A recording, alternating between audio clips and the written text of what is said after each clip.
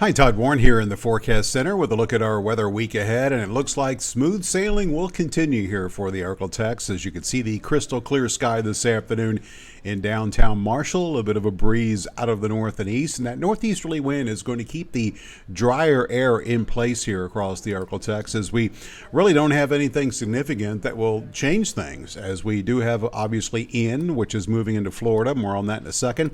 You can see the upper level trough in the northeast, and still above us the northwesterly flow, so everything's still in place to keep the dry air in place. And with that dry air in place, we are going to see very little in terms of clouds. In fact, we'll be hard pressed to see any. Robin Story to Futurecast, showing you a clear sky across the area tonight, and with the wind becoming light once again, very dry air in place, we'll see lows in the low to middle 50s across the area. Tomorrow, I expect a little bit of an increase in that northeasterly wind, which will result in temperatures that will be a little bit cooler, as we'll see highs tomorrow in the upper 70s to lower 80s across the area. Tomorrow night, looking mostly clear, and probably the coolest night of the week tomorrow night, with lows in the upper 40s to lower 50s.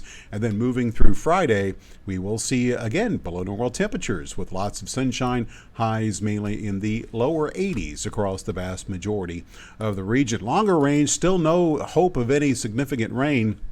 As we look at the 10-day outlook as far as the weather pattern here, you can see ridging over West Texas, not really going to impact us that much, as what's left of Ian moves into the eastern sections of the country. We still have this northwesterly flow over us even into the weekend, so the weekend is looking dry.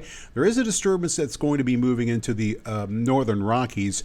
It's going to move across the middle of the country, but not going to have any moisture to work with. So it's not going to produce much as far as any rainfall threat for us, the way it looks right now. That'll push on through, and that's probably it.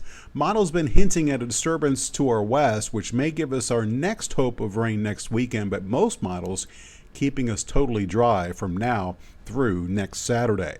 So as far as the latest on Ian, the storm continues to move into Florida. You can see the eye did make landfall earlier this afternoon, very close to Fort Myers. Did have the brunt of the wind, move through Sanibel Island, probably looking at some significant damage, if not catastrophic, in that particular part of Florida. Ian is going to continue to move across Florida here.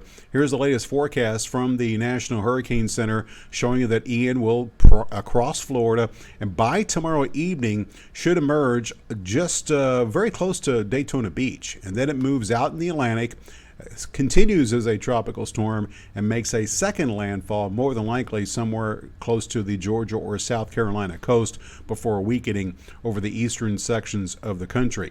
As a result of Ian's presence, again, no impact obviously on us. If anything, one reason why we'll be a little bit cooler here for the next couple of days, but it is producing lots of rain.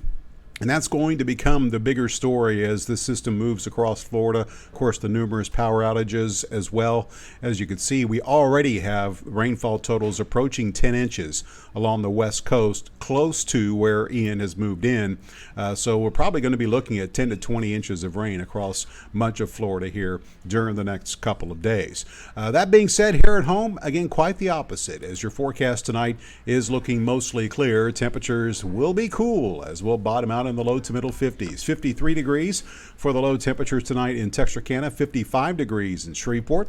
Tomorrow it will be cooler as we'll see lots of sunshine, very pleasant day with highs warming into the upper 70s to lower 80s. 79 in Arcadia, 81 degrees in Shreveport, 80 degrees for the high temperature in Texarkana.